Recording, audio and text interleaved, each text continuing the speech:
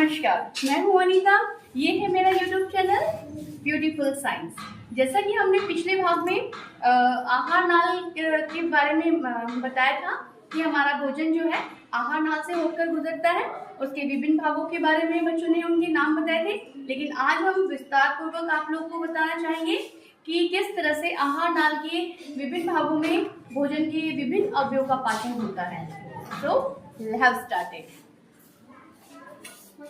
मनुष्य में मुख द्वारा ग्रहण किया गया भोजन एक लंबी नलिका से गुजरता है जिसे आहार नाल कहते हैं।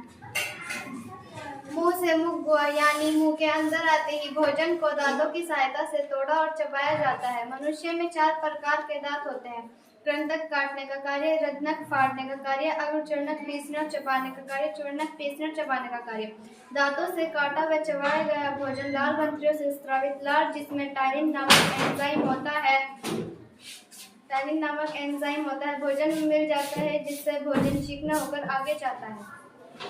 ग्रास नली, यहाँ पर भोजन का पाचन नहीं होता। ग्रास नली से भोजन अमाशय में जाता है।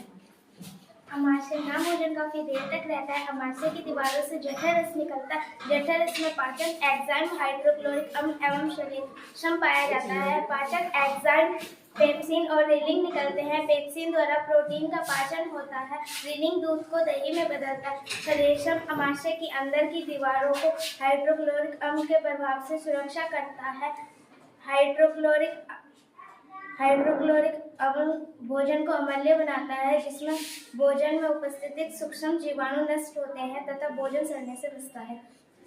छोटी आंत, स्मॉल इंटेस्टाइन। आमाशय से भोजन छोटी आंत में पचता है, जिसे हम स्मॉल इंटेस्टाइन भी कहते हैं। यहाँ पर पित्ताशय से निकलने वाला पित्तरस और आग्नाशय रस पहुँचते हैं। इन रसों में उपस्थित एंजाइम प्रोटीन तथा वसा का पाचन करने में सहायक होते हैं।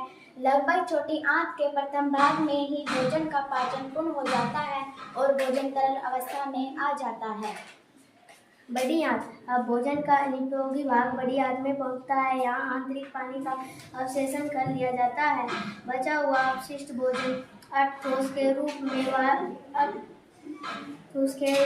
में मलाशय में एकत्रित होता है और समय समय पर गुदा द्वारा मल के रूप में बाहर निकाला जाता है। यह क्रिया भरी सेवन कहलाती है।